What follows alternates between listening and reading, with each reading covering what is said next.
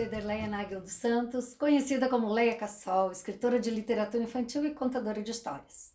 Eu nasci no Paraná, na cidade de São Miguel do Iguaçu, e lá eu morei até os 6 anos no interior.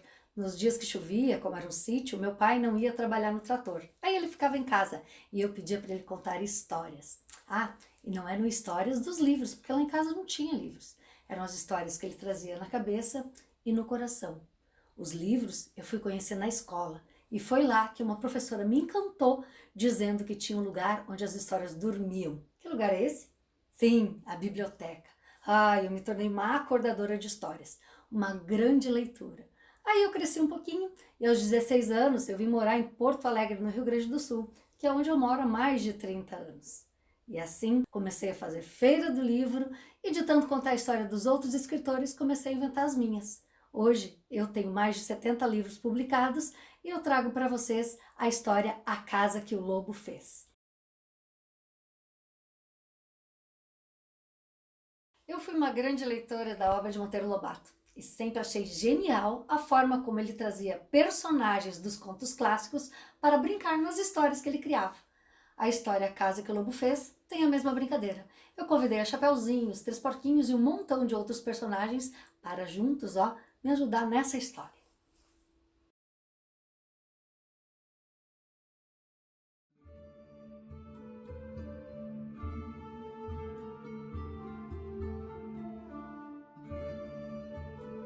A obra foi ilustrada pela Vanessa Alexandre, que tem uma trajetória com mais de 50 livros, e ela traz a alegria nas cores e nos personagens. Logo na abertura, você vai encontrar, junto com as ilustrações, o texto, que é fácil numa narrativa rimada.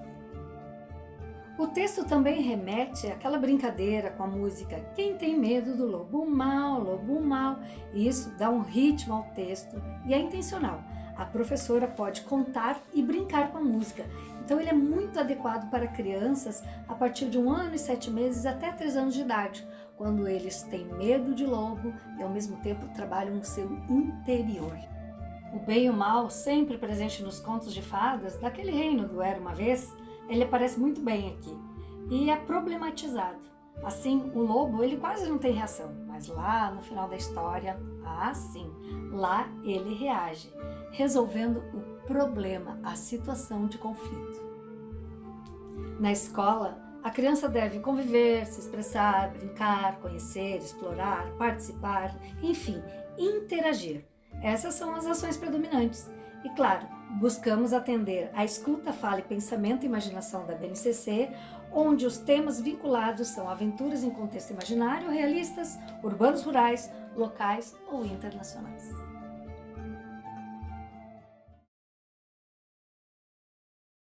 Para ler a obra, nós vamos dividir em 3 etapas. A primeira dela é antes da leitura, é a pré-leitura. Como? Bom, vamos ver o que tem na capa. O que eles já conhecem? São crianças bem pequenas, não sabem ler, então como será? Que desenhos tem ali? Que bichos que tem ali na capa?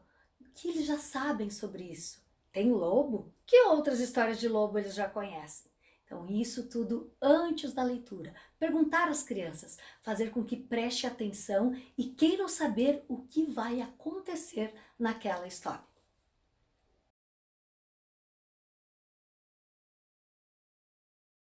A segunda etapa é a leitura. Faça uma leitura dialogada. Coloque o dedo, passe sobre as palavras e vá apresentando as letras e também as ilustrações. Pergunte às crianças se eles sabem que personagem vem depois, mesmo durante a história. E não esquece de cantar a musiquinha. Quem tem medo do lobo mau, lobo mau, lobo mau. Quem tem medo do lobo mau, lá, lá, lá, lá, lá, lá.